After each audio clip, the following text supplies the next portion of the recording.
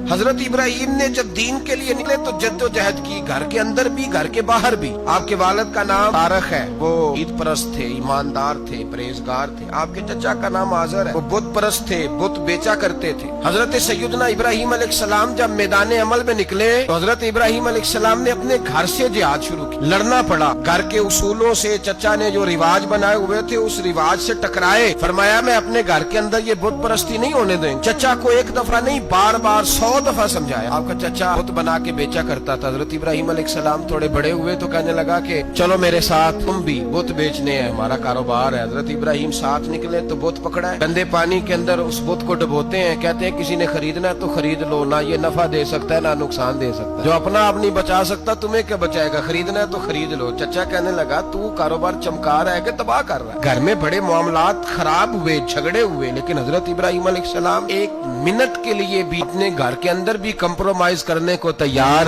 بڑا سمجھدار آدمی ہے پر بیوی سے پردہ نہیں کرا سکتا، سیانا ہے، پنچایت کا بندہ ہے، جو اس سے آپ کہیں گے وہ بات یہ سنائے گا، لیکن کہتا نہیں جی میں نے کوشش کر لی ہے۔ اس قسم کی کوشش ہے صاحب سے ہو گیا۔ حضرت ابراہیم علیہ السلام نے گھر کے اندر سے فرمایا نہیں کرنے دوں گا، گھر کے اندر بھی ٹکرائے۔ فرمایا تم جو بھی ہو پاش کیا چچا کے اصولوں کو، اور باہر جب نکلے تو صرف علاقے کے چیئرمین سے نہیں ٹکرائے، ایم پی ایم این اے وزیر مشیر سے نہیں ٹکرائے، سپر پاور نمرود دنیا کا واحد حکمران تھا اس وقت، دوسرا کوئی حکمران ہی نہیں تھا، اکیلے حکمران سے جا کر ٹکرائے۔ کوئی ساتھ فوج نہیں تھی، کوئی ساتھ ان کے طاقت بظاہر دنیا داری کی کوئی نہیں تھی، پر حضرت ابراہیم جا کے ٹکرائے۔ اور میرے رسول پاک صلی اللہ علیہ وسلم نے سند بیان کی، فرمایا افضل الجہاد کلمۃ الحق عند سلطان الجابر۔ فرمایا سب سے افضل جہاد یہ ہے کہ تو ظالم بادشاہ کے سامنے کھڑے ہو کے حق بات بیان کر، سب سے بڑا جہاد ہے، سب سے افضل الجہاد کلمۃ الحق عند سلطان الجابر، سب سے بڑا جہاد۔ حضرت ابراہیم کھڑے ہو گئے، سپر پاور سے ٹکرائے۔ یہاں ہم لوگ حکمتوں کا شکار ہیں، کہیں گے کریں گے سوچیں گے، اور مولوی صاحب کو ویسے کہتے ہیں آپ پرہیز کریں سیاسی باتوں سے۔ بھئی اللہ کے ہر نبی نے جا کے وقت کے ظالم حکمران کو لتاڑا ہے، للکارا ہے، یہ تو مشن انبیاء ہے۔ حضرت سیدنا ابراہیم علیہ السلام نے اس کو جا کے کہا کہ تو جھوٹ بولتا ہے، تو جھوٹا ہے، تو خدائی کا دعویٰ کرتا ہے، تو بہت بڑا ظالم ہے۔ قرآن مجید نے اس ساری بات کو بیان فرمایا۔ حضرت ابراہیم علیہ السلام سے کہنے لگا میں رب ہوں، تو آپ نے فرمایا میرا رب تو وہ ہے جو زندہ کرتا اور مارتا ہے۔ پھر آپ حق بات بیان کریں گے تو اللہ مارے گا کہ بندہ مارے گا؟ بھی نہیں ہوتا،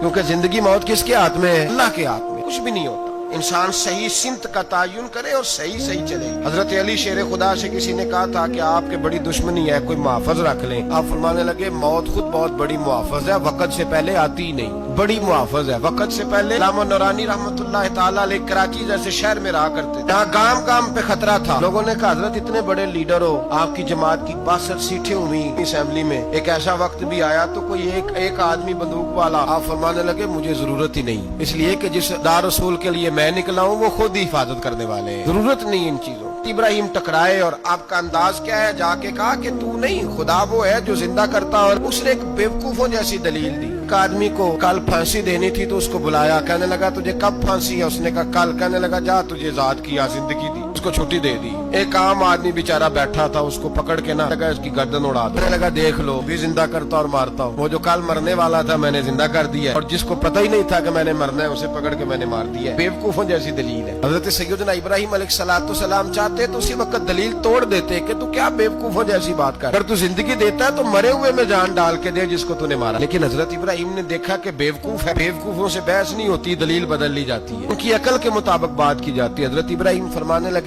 میرا رب وہ ہے جو سورج مشرق سے نکالتا ہے اور مغرب میں غروب کرتا ہے، تو اگر رب ہے تو تو مغرب سے نکال کے مشرق میں غروب کر۔ فبہت الذی کفر، کافر لاجواب ہو، اس کے پاس اس چیز کا کوئی جواب نہیں تھا۔ علامہ اسماعیل حقی نے خوبصورت فقرہ لکھا ہے، خوبصورت جان ڈال دی۔ حضرت سیدنا علامہ اسماعیل حقی رحمۃ اللہ علیہ فرمانے لگے چونکہ نمرود بیوقوفوں جیسی باتیں کر رہا تھا، اگر وہ یہ کہہ دیتا نا کہ میں سورج کو نکالتا ہوں مشرق سے، میں غروب کرتا ہوں معاذ اللہ مغرب میں میں نکالتا ہوں، تو آپ اپنے رب سے کہیے کہ وہ مغرب سے نکال کے مشرق میں غروب کرے۔ علامہ اسماعیل حقی فرماتے ہیں رب کریم کی آواز قدرت تھی، مالک حضرت ابراہیم علیہ السلام کے اس اگر وہ کہہ دیتا اور حضرت ابراہیم دعا کر دیتے تو رب کریم نے فرشتوں کو تیار بٹھایا ہوا تھا. فرمایا اگر یہ کہہ دے میرے خلیل سے کہ سورج مغرب سے نکال کے مشرق میں غروب کرنا ہے تو تیار رہنا, جس طرح خلیل کہیں گے ویسے ہی کر دیں گے. اتخذ اللہ ابراہیم خلیلا, ابراہیم ہمارا دوست جو جیسے کہے گا ویسے کر دیں گے. حضرت سیدنا ابراہیم علیہ السلام کی باتوں کا جب جواب نہ دے سکا, دلیل نہیں بندہ دیتا, پھر لڑائی کرتا ہے,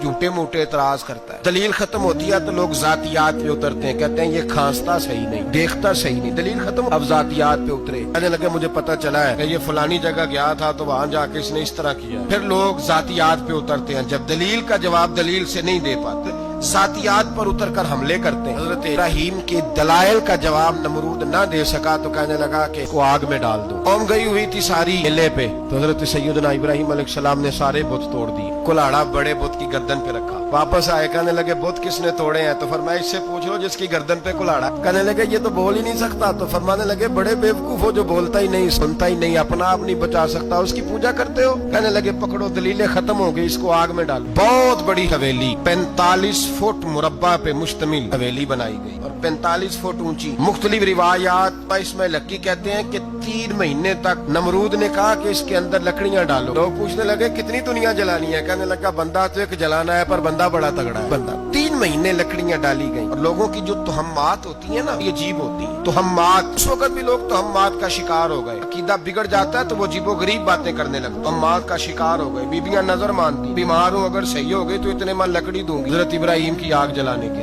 ایک عورت لے کے جا رہی ہے لکڑیاں. ایک نیک دل آدمی نے اس سے پوچھا کہاں جا رہی ہو؟ کہنے لگی میں نے منت مانی تھی تو حضرت ابراہیم علیہ السلام کو معاذ اللہ جلانے کے لیے لکڑیاں لے کے جا رہی ہوں. تو وہ رب کریم کے بندے کہنے لگے تو ڈھونڈتی رہے گی, تجھے وہ جگہ ملے گی نہیں. وہ بی بی کئی مہینے گھومتی رہی, جگہ ہی نہیں ملی جہاں لکڑیاں ڈالنی. ماری گئی. تہمات کا شکار ہوئے بہت سارے لوگ. تہمات کا بھائی تہمات دین کے اندر منع ہے. تہمات دین میں کوئی نظر ماننا, کسی بزرگ کے مزار پہ جا کے سالے ثواب کے لیے کوئی چیز ماننا, یہ تو درست ہوا. لیکن غیر شرعی نظریں مان لینا کہ میں آگ کے گرد چکر لگاؤں گا, میں جناب وہاں جا کے یہ والا تماشا کروں گا, میں دھاگا باندھوں گا, میں رسا کاٹوں گا, میں وہاں گندے ہوں سے پانی پیوں گا, کی شریعت اجازت تہمات ہے, شگونی ہے. دین میں ان کی کوئی گنجائش ہے. آپ در ماننے سے پہلے بھی کسی عالم سے رابطہ کریں کہ میں منت مانگنے لگاؤں تو کیسے ماننی چاہیے, طریقہ پوچھ. ایسے ہی غلط چیز کی منت تھوڑی مان لی جائے. ہر علامدام برسرے مطلب ابراہیم کے لیے آگ جلائی گئی. 40 فٹ اونچی آگ ہے, پرندہ بھی اوپر سے گزرتا ہے تو نیچے گر جاتا ہے جل کے. اتنے دن لگا کے آگ جلائی گئی. اب حضرت ابراہیم کو جلایا جانے لگا. یہاں تو موجے ہے نا, جو کسی ادارے کا سربراہ ہے اس کے لیے موج, کسی جگہ آفیسر بن گیا تو موج ہے, پیر صاحب کے لیے موج ہے, علامہ صاحب کے لیے موج ہے, خطیب صاحب کے لیے موج ہے. جلنا کس کو پڑتا؟ حال ہی کوئی نہیں رہا الا ماشاءاللہ. وہ لوگ گزر گئے, تکلیفیں سہ کے کام کرتے تھے, گزر گیا زمانہ. حضرت سیدنا ابراہیم علیہ السلام کو جلایا جانے لگا ہے تو اب اتنی بڑی آگ ہے تو ڈالے کیسے؟ شیطان نے تجویز دی کہ منجنیق بناؤ. منجنیق بڑے بڑے بانس باندھ کے ان کے نیچے رسا باندھو. وہ جس طرح رکھنے کے لیے جھولا بنایا جاتا ہے, اس طرح ایک منجنیق اپنے زمانے میں اس میں پتھر رکھ کے پھینکے جاتے تھے دشمنوں پہ. وہ منجنیق بنائی گئی کہ